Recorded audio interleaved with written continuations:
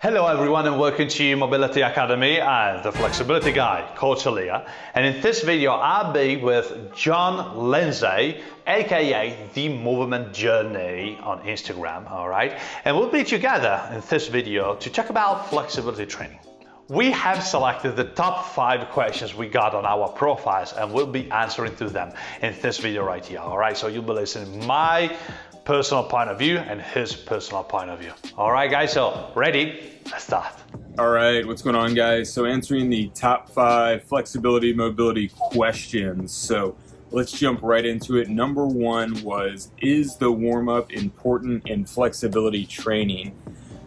So I think yes, but let me take a little spin on what the warm-up is. So let's say you're working on the middle split. The first drill I'm going to do, and the first drill I'm going to have most students do, is going to be some version of a horse stance, whether it's a horse stance squat or a really wide horse stance good morning.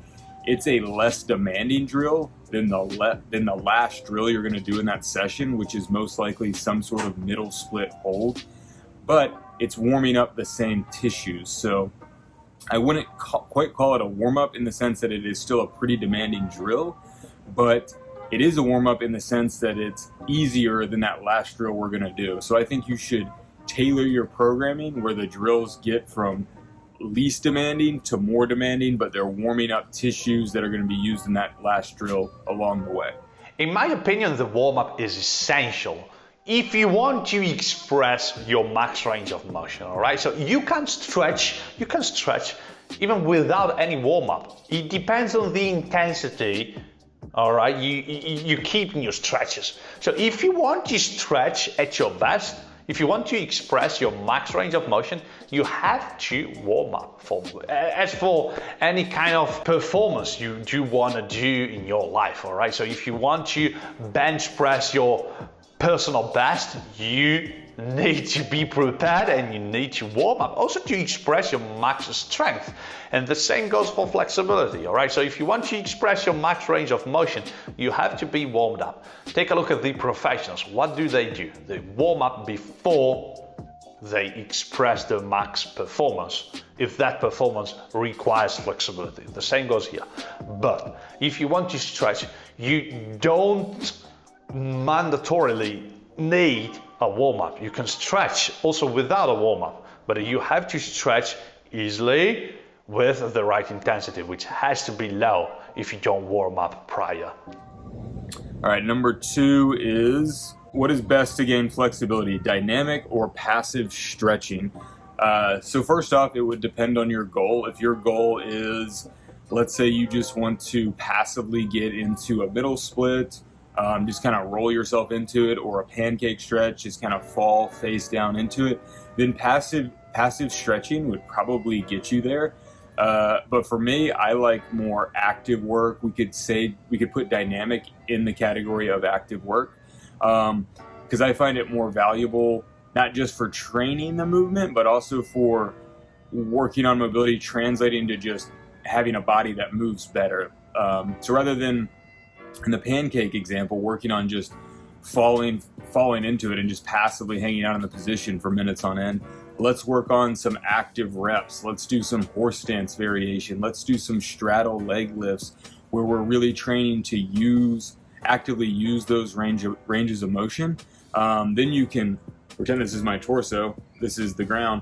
You can lower like this. The person who's just been training passively can probably just fall down into that and then needs their hands to press back out. So you're building joints that are more robust and durable, and they're gonna be able to do cooler things, and that's gonna translate to more movements down the road. So I like active work, but if your goal is just to kind of passively get into these positions, then passive work will probably work for you.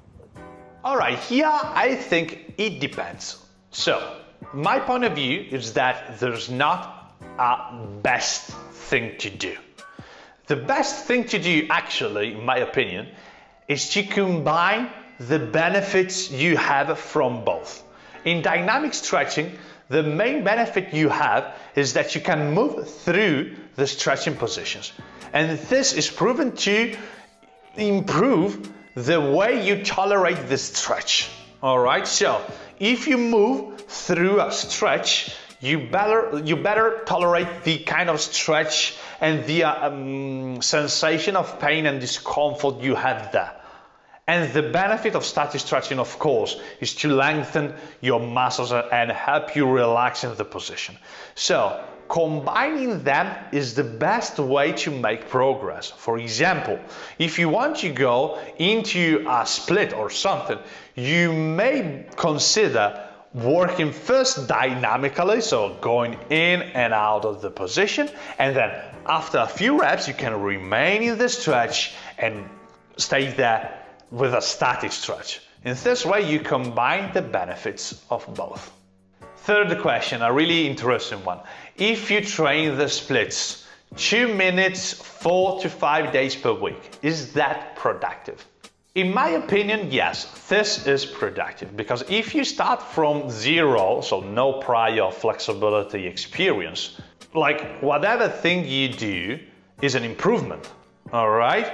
So if previously you were investing zero in flexibility training and now you invest 5 per 2 minutes, which is 10 minutes a week training flexibility, that's okay, that's an improvement.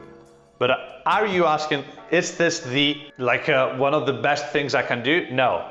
Is that something that is going to allow me to reach the splits in just a couple of months or years? I think not. Of course, it's better than nothing, but it's not the best. Of course, a little bit more time is required if you want to make progress. So my first question would be to the person asking this is, have you been doing that, and is it working for you? Are you seeing progress? If you have been seeing progress and enough progress that seems like it's working, then keep doing that. You may plateau at some point and you might want to tweak your program, but if you're having success with that, I wouldn't question it and I would keep going. I wouldn't ever program that for anyone, and I don't think that's the best way to train. I think if, let's say they're talking about the middle split, I think a much better session is 1 day a week for 40 to 45 minutes, maybe even up to an hour, working really hard on multiple drills, and then giving yourself a full 6 days to recover. I find when you're working on these more higher level mobility positions like the front split, the middle split, the back bridge, the pancake, you should be working really hard at end range, and that's going to leave you sore. Muscles are going to be trash, joints are going to be tight the next couple of days. To go right back into it the next day would be foolish, and you're going to plateau eventually. So to recap, I think a better strategy would be 1, maybe 2 days a week for up to 40 minutes to an hour, working super hard and being very intentional with the drills within that session. All right, so that was 3. Number 4, do genetics play a role in mobility progress? So quick story on me. I am 33 now. When I was probably about 23, I couldn't touch my toes. In the years prior to that, I had kind of gone like this with my mobility training, treated it as a warm-up, would stretch, do kind of the standard high school sports warm-up, just try to touch my toes, hang out there for 30 seconds, cross my legs, try to hang out there for 30 seconds, and I could never touch my toes. And I got frustrated with it. I kind of said, oh, it's genetics. I just can't do it. Regardless of what I do, I'm not going to make progress. So I kind of gave up. A couple years later down the road, I read good, intelligent literature on how muscles and other connective tissue respond to training stimuluses.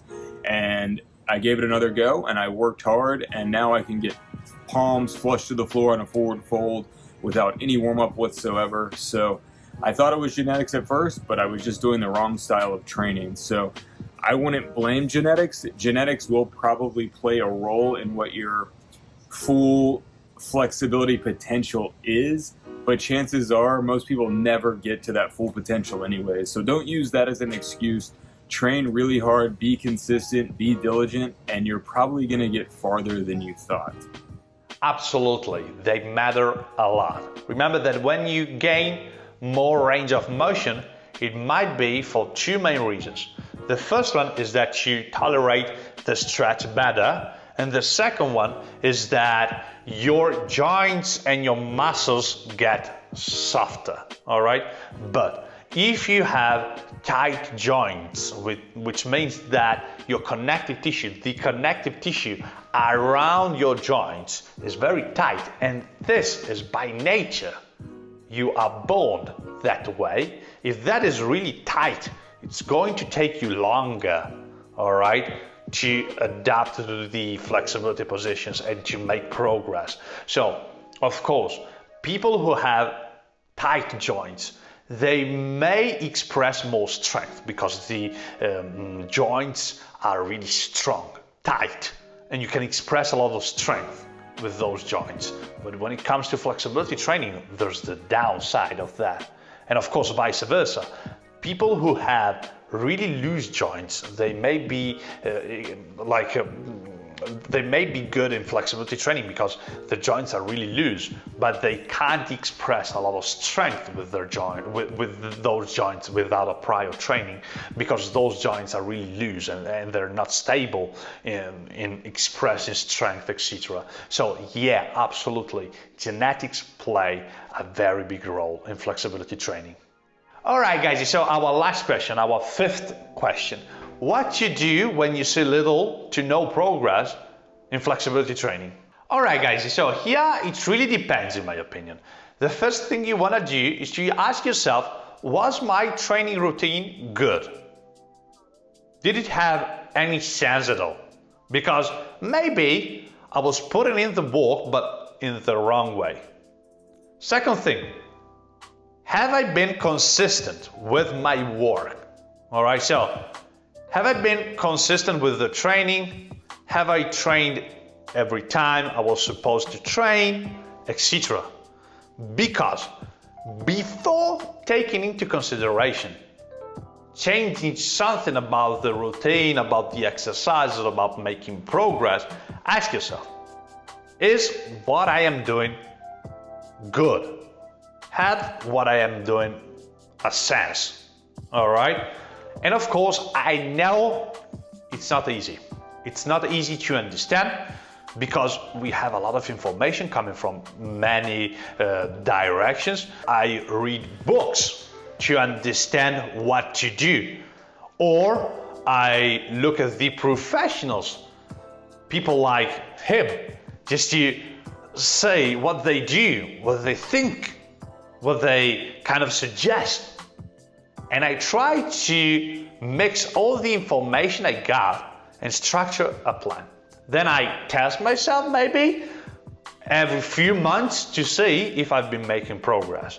If not, then if what I was doing was correct, well, at least I was thinking about that as a correct thing, maybe I should consider changing the exercises, changing the methodologies. Maybe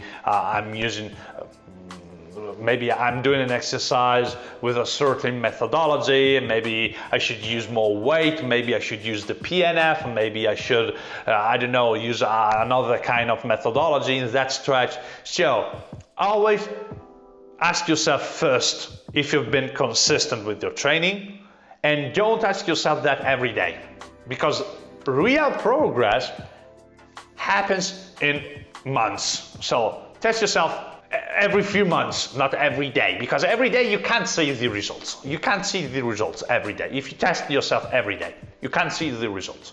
Test yourself with a longer time frame and see what happens there. All right. If you need to change something, try to change something. Try to collect all the information about that topic and move on from there. If you have a coach, of course, this is easier. But if you don't, then try to collect all the information, change something, and test yourself after a few months. That's my take. So very similar to the previous question. First off, I would ask someone who's asking that question, how often, what are the exercises? Can I see videos or can I see you do it in person? How intentional with these drills are you being? So if you're just doing passive stretching, maybe do some active work instead and see how that goes. If you're just kind of, what I find a lot of people do is they don't have a set program. They just see things on Instagram. They're like, I'll do this today, this today. They're just picking and choosing things. Think about where your weak spots are in the body. Choose, let's say your hips are really tight. Choose 2 to 3 exercises that are a challenge for you, but you know you can execute well, and do them consistently, three days a week, multiple sets for each, and do that for a month, and then see where you are. Being consistent with the program is huge. I know in my own training, it's easy to get frustrated, and maybe after 2 weeks of not seeing progress with something, you're out there searching for what's something else I can do to work on this, and you want the next best thing, and maybe you were 1 week away from seeing a big leap in progress. So I would stay diligent for a minimum of a month on any sort of program, and if you are someone who's just trying different stuff all the time, and especially if you are really stiff, that's not going to work. You need to be consistent with the same or at least similar drills for an extended period of time. All right, well, that'll wrap up the 5 questions. Guys, thanks so much, and appreciate it.